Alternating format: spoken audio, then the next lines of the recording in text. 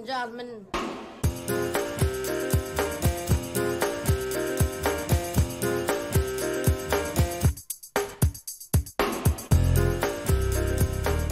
Frédéric Vion nous a rejoint pour passer en revue les pages culturelles de la presse. Exactement. Et ça donne quoi? C'est en train de devenir, de rentrer dans notre culture. J'ai hésité avant de vous rappeler avec le Parisien aujourd'hui en France que c'est demain Black Friday, en bon français dans le texte, encore une fête. C'est pour ça qu'il y a eu Quincy Jones. De la consommation. J'ai même vu dans le Parisien des pubs qui disent que c'est Black Friday toute cette semaine. Ça ne veut vraiment plus rien dire. Non, mais c'est Black Week. C'est la même chose. Pour Noël, ce sera pendant un mois. Voilà.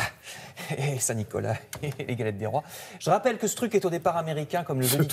Le jeudi de Thanksgiving. Le jeudi de Thanksgiving est férié là-bas, donc ils font le pont le vendredi et les gens vont faire les magasins. Mais arrêtons de tomber dans tous les trucs du marketing, proclament les anti-Black Friday, comme par exemple la Camif, qui est interviewée dans cet article. Oui, parce qu'elle va fermer la Camif, son site internet demain, pour dire, voilà, arrêtons de vendre n'importe quoi aux gens.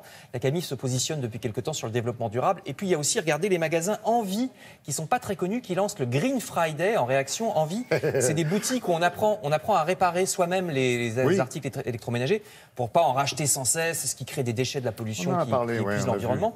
Donc allez voir sur le site Envie Green Friday. Le Monde.fr, lui aussi, s'étonne de cette fièvre consommatrice.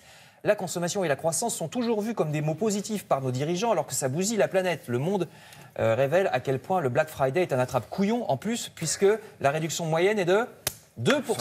2%. Bah, je vous le dis. Si, ils ont fait les calculs. 2% en moyenne.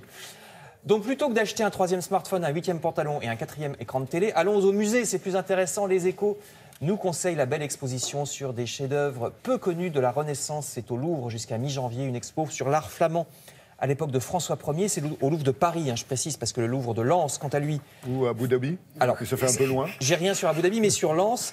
Il y a une exposition très intéressante sur les origines de la musique, nous dit le Figaro. Toute la musique d'avant le Moyen-Âge étant très mystérieuse parce qu'on ne l'écrivait pas à l'époque. Il n'y avait pas de partition, encore moins d'enregistrement évidemment. Donc on ne sait pas trop à quoi ressemblait la musique sous les Grecs et les Romains, alors qu'il y en avait beaucoup. On a quelques bribes de notation, donc on essaie d'interpréter ça. Il y aura aussi de nombreux instruments anciens qui seront présentés dans cette expo au Louvre de Lens. Alors les deux expos du Louvre à Paris et à Lens, c'est jusqu'au 15 janvier. Et puis un autre article sur l'art ancien et sa perception aujourd'hui. Ça, c'est un peu triste. Le site de la radio et télé suisse, la RTS, nous apprend que les tableaux d'Egon Schiele, grand peintre autrichien mort en 1918, ces tableaux sont censurés dans plusieurs villes. À Londres, Hambourg ou Cologne, les affiches avec des portraits de nus ont été refusées. Donc la ville de Vienne les a renvoyées, recouverts d'un carré blanc avec, excusez-nous, c'est trop osé, ça date d'il y a 100 ans seulement. C'est ce qui est marqué sur les carrés blancs. On fait valser les sexes. Alors oui, voilà, si on peut dire.